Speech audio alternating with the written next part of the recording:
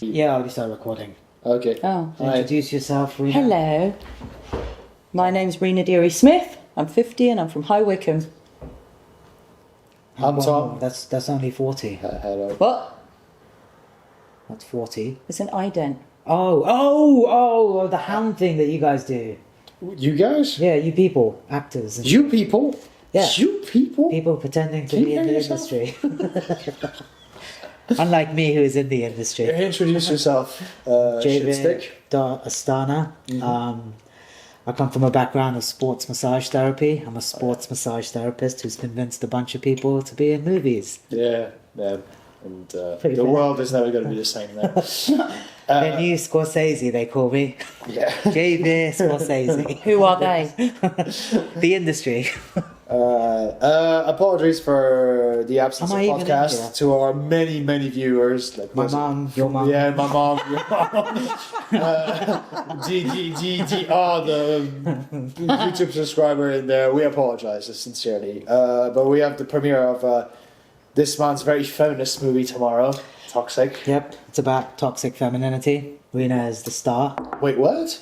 Yeah. Oh my god, Jay, I didn't know that. Otherwise it'd be called Toxic and it would be only men. Wow. Remember? My god. How did I convince you to join this film project, Reena? I can't remember where you advertised it. Do you remember where you advertised Yeah, it? Facebook. Oh, Yeah. I saw an ad on Facebook and I applied to it. And then he went, okay then. Yeah. And that was it. And I've been on the up and up ever since, and I've enjoyed extraordinary success, privileges.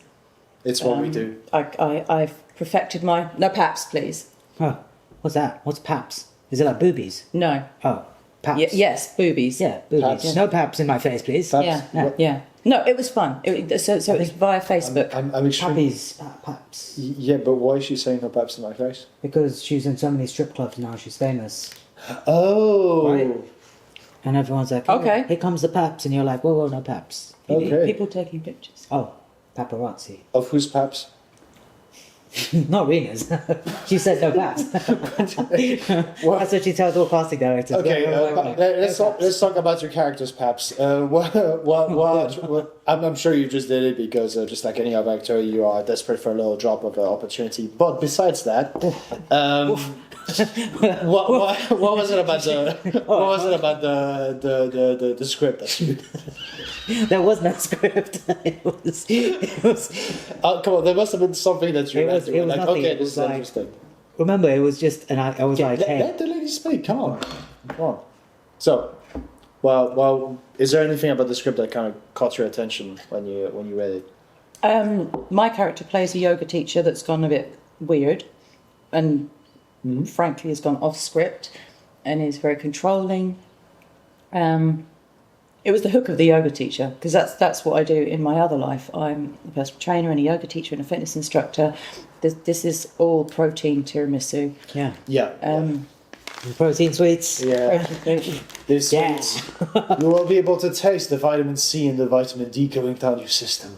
Yes. It's beautiful. And it's only got 0.1% of sugar in the whole thing. So if you eat this, nothing but this every day, you're not gonna get fat. And you will die, but you'll have loads of vitamin C in you. That's what it is. Yeah. They're Now- antioxidants, right? Yeah, We're drifting. Yeah. Okay. It was a hook of the main of my character being a yoga teacher. I thought, well, I can do that. And then the more I learned about the story, the more interesting it became because it's multifaceted. There's other characters involved, and I like that it was a bit complex and a little bit mental, which is not a woke term. I'm aware of this, but she's quite a I'll bleep that complex out, character. yes. I think what was quite interesting is when Reena sent in her self-tape, because I asked everyone to do a self-tape kind of like without any script. So it was a telephone conversation to your, I think it was your mum or your dad. So I still have it. I can link it, but I won't because it's quite an interesting one because I have it from all the cast members. It was a good soft tape. I did what you asked for, though. You sent it to me, and you were like, I think I found the. Oh yeah. I think I found the main Yeah. character. I saw it. I was like, it's pretty good. The only ones that saved were yours and Daisy's, but Daisy dropped out of the project. Yes. which was quite interesting because I had to rewrite. I had to rewrite on the fly. So when Daisy dropped out, she was in so much of the film that to reshoot it all would be. Yes. So it was a huge, just like, okay, cool. It's indie filmmaking. You got to roll with the punches because it's the same situation with your hair. You have your hair down when Daisy's in it. No, you have your hair up when Daisy's in it, walking through the forest. That's when we had the makeup artist. Yes, and then you had your hair down, down, with Sammy, with the new Sammy. Right. So, and then it was the same situation with So the Dominique. continuity wasn't there. So same with Dominique. So Dominique had her hair in dreads, and then she had it. Yes, yes, she so I did. was just like, I really hope no one notices because I tried to cut as much as possible. It's the advantage when you have a script like that is that you can actually continuity is not that important. In a certain way, because your whole idea was to make the audience question what is real and what isn't, right? But that's the thing. It's like if someone says through the whole movie, Daisy's appearance makes sense. But if someone goes, "What the fuck's going on?" and by the middle they jump out, they'll have all the questions that get answered in the final bit. Okay. But that's why in the cinema it'll be interesting. But when it goes onto YouTube, it'll be even more interesting. They're quite nice, by the way. Yeah. Do you like it? No, I'm all right, thank you. They're lovely. But No, I'm saving myself for this. Yeah. The other one. The promised tiramisu. But this is what I found really fun about working with all of you guys is that as soon as a new person joined, you guys just welcomed them in, and you got on with it. There were points that I was telling Tom about this because our first movie was so manly and men and wooey. Yeah. Then I got a bunch of women together, and to manage them was a different, almost learning a new skill. As like it becomes, how do I speak to people? How do I conduct myself? What do I do when things go wrong? I remember very fondly how you referred to every one of us by you. And that's where my talents lie. I have no You. name. I can't remember who it was. I think it might have been Isabel. I remember there was one day where you kept saying, you go there, you go there. And I think it was Isabel. And she said, my name is, because she really wanted you to identify her by the name that she'd known since birth. And I said, I don't care. You stand over there. There are two styles of leadership. One of them is you make every member of the team feel very special and accepted. Yeah, and safe. And the other one is you really send the message out, no one is special. You're all obsolete little parts. You're all replaceable. Easily replaceable of the big machines that is owned by this here. I am the only important But the thing person. is, did I not make you feel comfortable to do fight scenes? Did I not create an environment where you could explore? You sound like a villain trying to justify himself. Did I not? Is this Did I not give you? Is this the control section of the podcast? Yeah. Did I not? Yes, you did. Yes, boss. Yes. Yes. Can I You speak? did. And if- Am I allowed No, to no, say shut yes? up, No. shut Okay. up. Sorry. He's- Sorry. If anyone Don't look at me, questions I'm sorry. my authority, Very good. they're cut from the movie and it will be random at any point, and then I'll explain it away in the end. Yeah, she was just a figment of their imagination. But you actually seem to believe when you wrote the film. At someone actually asked you because I know we're both. Special needs. Yeah, exactly. And I did say, mate, you're going to be dealing with an entire army of women. Are you sure? You know what you're doing, right? And you were like, yeah, Tom, listen, I grew up with women. I know exactly all women thing. I know everything. Don't worry. To me, yeah, it's all good. Then I saw you on the set, and I could tell that you were trying to fix the. I could smell the woods burning. Oh yeah. Yeah. Oh yeah. It 100%. was quite fascinating. Because I don't want to piss anyone off. I'll say stuff to my mate, Wait, what? but I won't like actively make anyone feel bad or terrible. Like I'll say you and da da da, but you know that I respect you. I know your name. Sometimes on set, I'm doing sound, lighting, directing, camera, and dealing But with this many was mess a ups. passion project, wasn't it? Not really. It was all of these things that I'm doing right now is so we can build the blocks to be better at our craft. And you were learning on the job. Yeah. So with our first film, it was the same thing. Like, Yeah. Yeah. I didn't know how my camera worked. And did you feel better for doing Toxic than you did Hugely. with Ron Barra? Rambaro was our first. It's a very special baby. Yeah. But I had very little skills. We all had very little skills going into it. when we came into Toxic, we had more expertise. Yeah. John came as a gaffer. I had actresses who'd. We were all of varying experience as Yeah. well, which was clear because I remember we had a small conversation where some of the actresses really wanted their specific dialogue and their script. Whereas I think you'd approached it in quite a flexible and relaxed way, that this is what I want you to portray, this is the message I want you to get across. So there's the words, do it in your own way. Yeah. Which worked for me because I still hadn't had much training by then. So I was quite happy to improvise. But I know that some others really wanted script because they were well versed in learning their lines. But that wasn't the case. That's what ended up happening. So originally when I wrote the script, I was going to give everyone free rein to explore their character. So we were going to take many takes, but then suddenly they were like, this was before you'd entered the scene, so I was doing scenes with other actresses. They're like, oh, I can't, like, they were so nervous to mess it up that they wouldn't say anything. So that's probably their professionalism, though, and how they've been trained. So when I sent them, it's we've worked with a couple of actresses that are as highly trained as you can get, and that's quite the opposite. They actually find freedom within they have nerves like everybody else when we started. It's a nervous situation, but they weren't crippled by it. They actually found freedom in it. So it's quite the opposite. Where I struggled is when I did write those scripts and I did send it out weeks before people were learning it on their way there. They didn't know. Like I know with you, we got there because you didn't want to do it that way. You had originally planned to do it improvised. Yeah. But But then once the script came on board, because the other actress was relying on the script, and if someone went off script, they'd be like, ooh. So I was like, crap. So it started to become almost like a patchwork thing. Yeah. Where it was like, okay, now. But what I did like is when you did go off script, your stuff is really good and it adds to your character because you understood your character so well. Cool. There were people that didn't understand their character, and then came the editing. Right, so you go, okay, this is what's said, but this is how I can edit it. Right. I think what you did right as well is that the problem is when you have a couple of inexperienced actors that show up on sets, sometimes they don't read the entire script, they just read their scene and they're like, what is my scene, what's my scene? Oh, that's what I'm doing, okay, cool.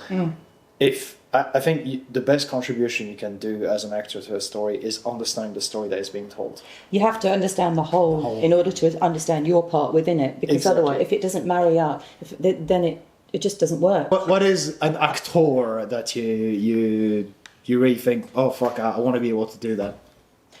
There's a few. Yeah, well, Because of my demographic. No, because I'm a brown woman. Are you the older quite woman? pale? Yeah. Am I quite pale? You're quite like compared to you? to Fuck me, yeah. like, Yeah, like, I'm like Tom's colour, yeah, really. fucking hell, yeah. She's Look at that. white. Unity, come on, Oh my guys. god. You're like a chart for how strong do you want your tea or coffee, isn't it? But actresses that are South Indian. What's a South Indian? Are you South Asian. South Asian, I apologise. Indian, South really Asian different. are, and women that I've really looked up to are people like Indira Verma. I remember watching her in Kama Sutra moons ago. How many moons? Tell us. Fucking many. And I remember watching her thinking, first of all, it was an outrageous role for her to play. I'm sorry, just my brain is a bit fucked. I just want to make sure I heard this right. There is a movie called Kama Sutra. Yeah, with Indira Verma in it. She's Is it beautiful. of It's an old- exotic coitus reproduction?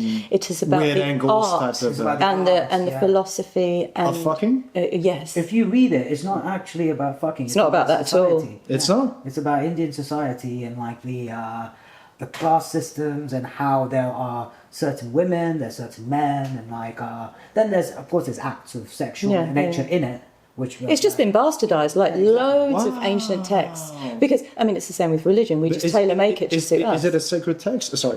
It's. I don't know if it's sacred. It is an old, ancient text. It's an old text. So Yeah. if you read it and you don't just get the abridged, sexy version, which is just pictures and fun stuff. And pop-up, we've got a wicked pop-up Yeah. book, which I have to keep away from the kids. It's so funny. It's wicked. Anyway, but yeah, she was in the film called Kama Sutra, and she was brilliant in that. But it was also one of the first times that I saw an Indian woman, British Indian woman, with a British accent. Well, I knew she was British. She had an Indian accent in it. And I just remember thinking she was very bold, very fucking brave, tackling something that I know if I was in it, my family would have disowned me, chopped me up into bits, put me in a suitcase, bye-bye, see you down the Thames. So was that the case for her?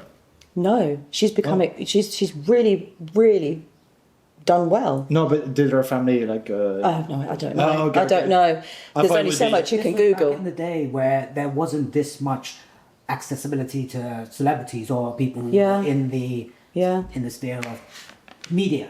So, And also it's representation. The other actress I can remember seeing on TV and thinking, fuck, she's brown and she's an Indian, was Amita Deary in This Life, the thing about lawyers. oh yes, yeah, I remember. This. She's a Deary. I'm a Deary. Yeah, you're a dearie. Yeah. I don't think we're related. Maybe we are. Fuck it. We're related. You know what? We're related. You Of are. course we are. It's All only 6 Indians degrees with of the same separation. Surname, like Patels, they all belong to the same. Like Smiths, aren't Yeah, they? Smiths, Yeah. So Amita Deary in that. And she was with, what's his name, that plays the main character in The Walking Dead? Walking Dead? Andrew Garfield, not Andrew. Andrew Garfield. Lincoln. Andrew Lincoln, yeah. They were a couple in this life. But she was a brown British actress. So for me, actresses that I admire are the ones that offered me representation, or at least the tiniest bit of possibility that maybe I could do that because they were doing it. I've never understood the concept of representation, but I'm not discarding it or slagging it. I don't really understand it. That's white privilege, though, dude.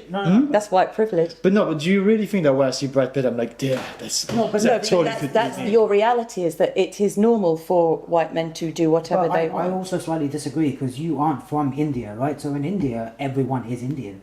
So Yes. white people who live there look for a little bit of white representation. So all the white guys were villains, which is quite interesting. And, Yes.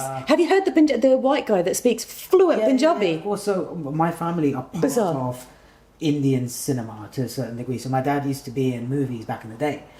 Huh? Quite like they were so bad they were funny good, but they were really badly reviewed. So my Right. dad had a very difficult time trying to. That they were living in India. Yeah. So when it comes to representation, it depends on where you are geographically. So black people feel underrepresented if they grew up in the UK or America, but if they are in Africa, most of their media is actually Indian and or black.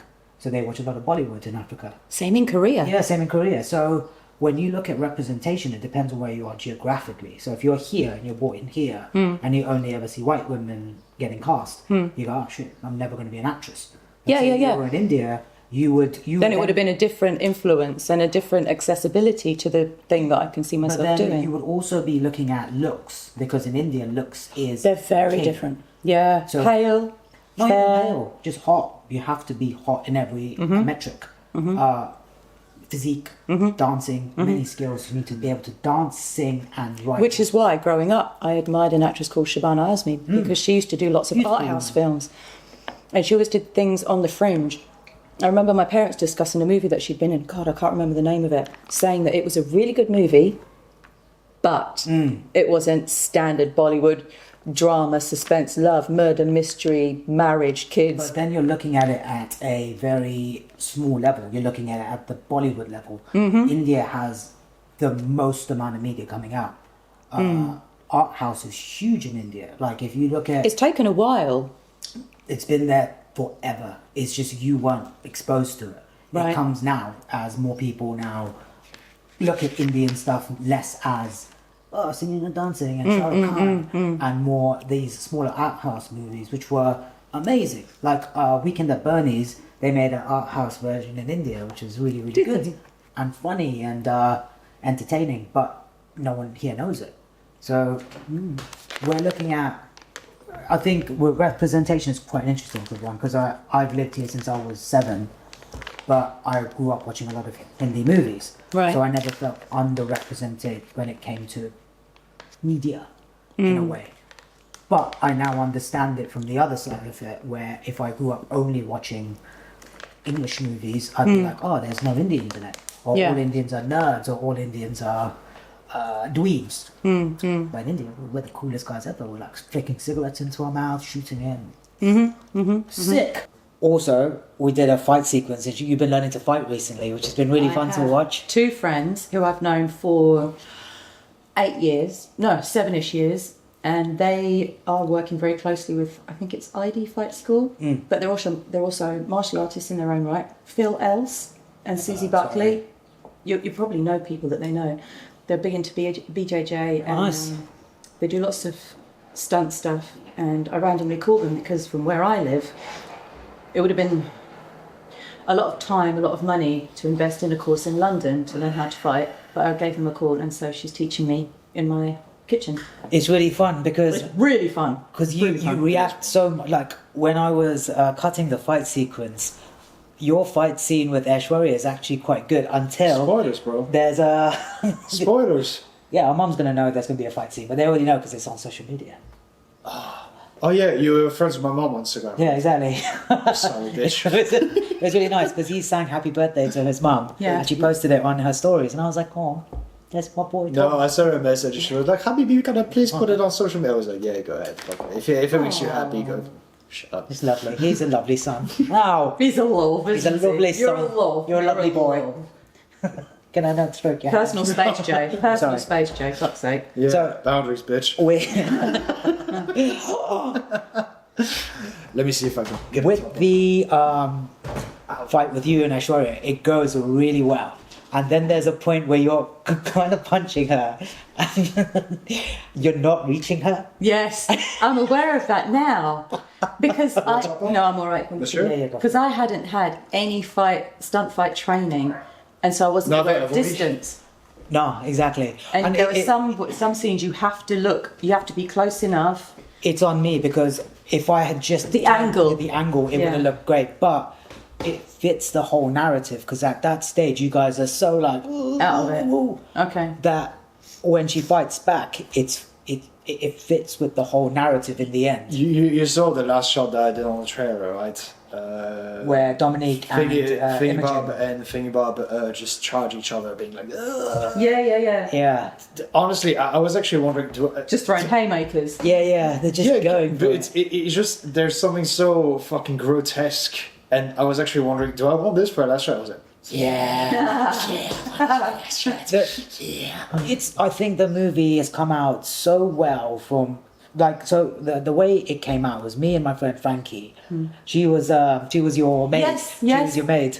Don't tell her name because I will reveal her name later. I can't remember. Yeah. So she had Menopause. yeah. What do you name? is that Indian for brain damage? Yeah, Yes. pretty much, yeah. Anyway, go on. She was like, hey, do you want to come for a walk? I was like, all right, cool. I just bought a bag of rice, which is 15 kilos Indians eat rice. Yes. And I told her, I was like, I've got a big bag of rice in my bag. She's like, oh, it doesn't matter, we'll just go for a short walk. That wasn't a euphemism. No, it was just I got a big bag of rice. Big bag of rice. You happy to see me? No, big bag Separate of rice. grains. Nice and fluffy. She assumed it was a 2 kilo bag of rice. I've got my backpack on. It is full of rice. We go for a walk. And she's like, what's wrong? Like, and I was Because like, you're huffing and puffing because Yeah. you've got diabetes. diabetes, heart disease. and I'm eating rice. You know? Yes. So in the end, she was like, what have you got in there? And I was like, oh, rice. And she looked, she was like, holy crap, it's so much rice. Off topic, but we were walking and she was like, oh, we should, like, if you make a movie about yoga and, like, women together and like, blah, blah, blah, blah, blah. And I was like, sick, I think I've got some sort of an idea with this. And we started chatting. No, yeah. Oh, thank you. But as we were walking, she wanted to make it quite ethereal because there's a really nice tree in a park and it's alone and there's a field surrounding this one tree. Cherry, you're not even. Did you show it to the camera? Oh my god, these! Check out these. Oh, very yummy. Yeah, nice. They are. So I was like, yeah, so I'm gonna write it, but you have to promise to be Gira. She had to be Gira in this. But she got very busy with work and then I was already like all into writing it. So she was like, just make it. And I was like, cool. But you have to be somewhere in the film. Yeah. Or else it doesn't. You must be involved. Yeah, you must be involved. So when I wrote it, I was getting more and more into it. I was like, all right, cool. So like, the reason I called it toxic is because at one stage, you know, when your feed just gets dominated by one topic, everyone's bitch. The algorithm. Yeah, and it fucks you. And I was talking to Tom about it. It's like, if we can break out of our own algorithms, it will be so much better for everyone to just kind of talk to each other again. Because once you're stuck, you don't listen to anything else. Like, You just fed the same Yeah. message. I mean, there is a reason why the relationship between men and women these days is Wrecked. bad, like phenomenally Like bad. there's lines drawn in the sand, but no one even knows where they stand. I saw something on social media that was really interesting. It was a younger guy, I think he was an American, and he was speaking to a panel of much older people. And he was talking about the continuously lowering rates of birth. Yeah. And he looked at them and he goes, do you have any idea how much you have to abuse an animal for it to not procreate? They And did they that with all the rats, didn't they? They did that with, there's like a rat experiment where they put probably all rats of get these- everything. Yeah, so rats basically were, it's an experiment done in the 50s or something. So they took these rats and they put them into like a utopian environment where the rats were given all the food they needed, all the water, no predators. And at the start they bred like crazy, like loads of rats. Yeah. And then they all stopped. And what ended up happening was that the women rats started biting the male rats. And the male rats started to really care about their appearance. They started bathing more and like grooming more.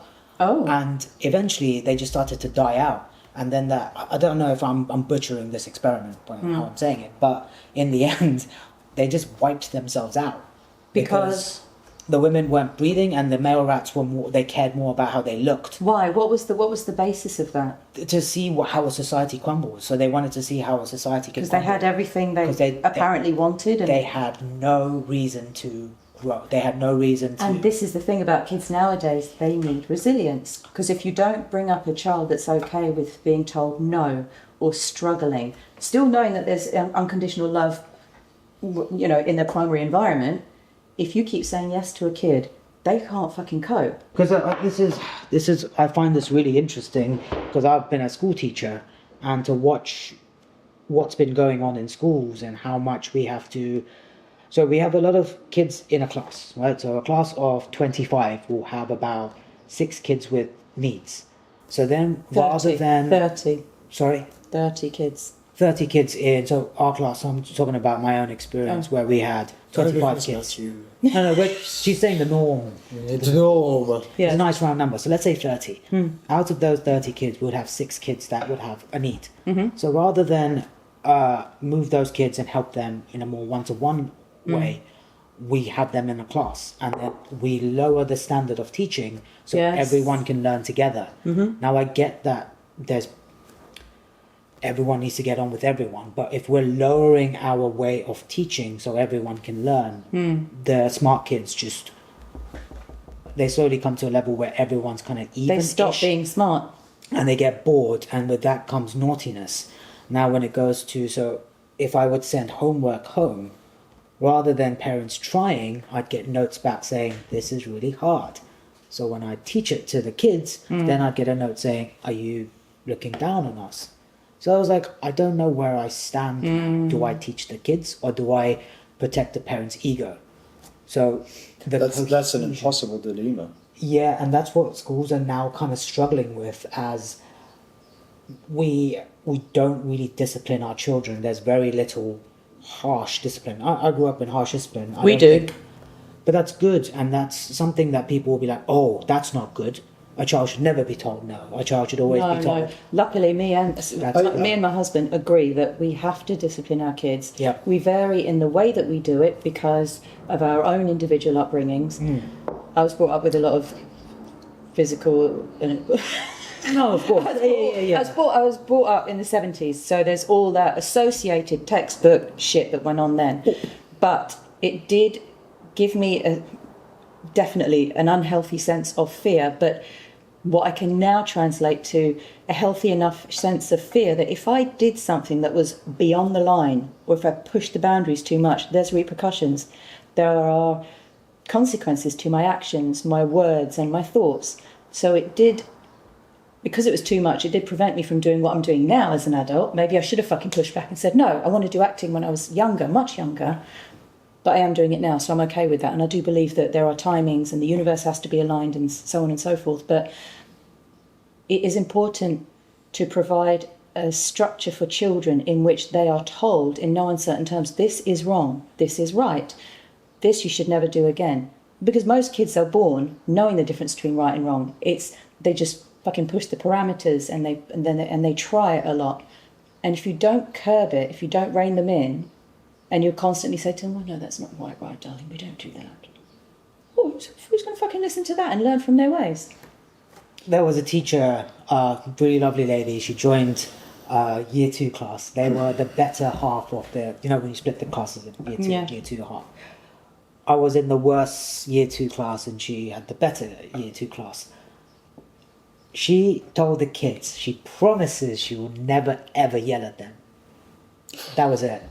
It was game over. So I remember going into a class one day and the kids, lovely kids who'd always been really good, and mayhem.